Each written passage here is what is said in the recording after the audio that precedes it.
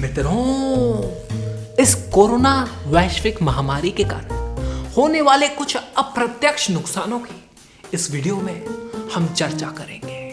इस कोरोना वैश्विक महामारी ने हमारी पहले से चरमराती अर्थव्यवस्था पे और गहरा प्रहार किया है। लाखों लोगों की नौकरियां जा रही है, लेकिन हमें यह समझना होगा मित्रों कि संपूर्ण विश्व में एक बदलाव की हवा चली है। उसके कारण लाखों नई नौकरियां बनेंगी भी। इस कोरोना वैश्विक महामारी ने हमें यह भी समझाया कि बहुत सी नौकरियों में हमें दफ्तर जाने की जरूरत नहीं है। आप मेरी तरह विदेशों से भी काम कर सकते हैं। आने वाले समय में नौकरी पाने के लिए पलायन कम होगा। इससे स्थानीय अर्थव्यवस्था मजबूत होगी। साथ ही मेरा आपसे निवेदन है मित्रों कि इस लॉकडाउन के बाद आप जितना हो सके उतना सामान ऑनलाइन शॉपिंग की जगह स्थानीय दुकानों से खरीदें। स्थानीय दुकानें स्थानीय लोगों को रोजगार देती हैं और उनके मुनाफे भी इन ऑनलाइन कंपनियों की तरह विदेशियों की जेब में नहीं जाते और हमारे देश की अर्थव्यवस्था को मजबूत बनाते हैं। कोरोना या किसी भी वैश्विक आपदा का एक सबसे बड़ा नुकसान होता है कि हम इस आपदा के बहाने नियम कानूनों में कोई भी बदलाव कर देते हैं और इस आपदा के जाने के बाद भी वो नियम कानून वहीं चिपके रह जाते हैं। ऐसे में हमें सिर्फ कोरोना से नहीं, इन कानूनों से भी सतर्क रहना होगा।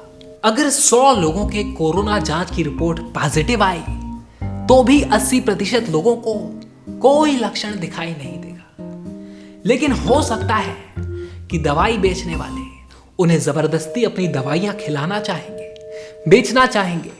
हमें जबरदस्ती इंजेक्शन ना लगा दें, हमारे पैसे ना ले लें। मेरे प्यारे देशवासियों, हमें हमारी सूझबूझ का प्रयोग करना होगा।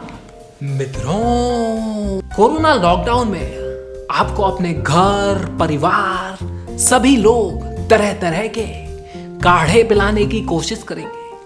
काढ़े पीना अच्छी बात है, लेकिन यह समझना कि काढ़े से आप कोरोना से बच जाएंगे यह गलत है।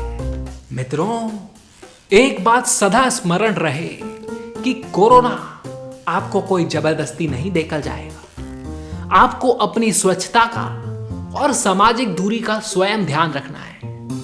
अगर आप देखते हैं कि कोई मजदूर या गरीब सड़कों पर निकला है तो आप उसकी मजबूरी समझने का जरूर प्रयास करें। उसे सीधे बेवकूफ ना बोल दें। हो सकता है उसके पास खाने को बिल्कुल भी कुछ ना हो।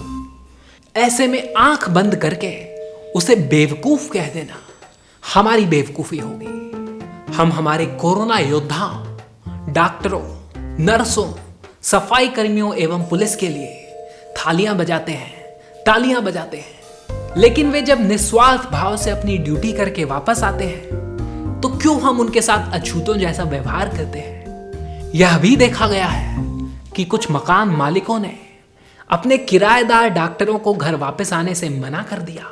ये क्या हो रहा है मित्रों, टीवी पर हमारी मीडिया वही दिखाएगी जिसमें टीआरपी ज्यादा मिलती है। तो मेरे प्यारे देशवासियों, मैं आपसे विनती करता हूं कि टीवी देखें लेकिन अपनी बुद्धिमत्ता पे ज्यादा भरोसा करें। इसी के साथ मैं आपके परिवार के उत्तम स्वास्थ्य की मंगल कामना करता हूं। धन्यवाद साथियों।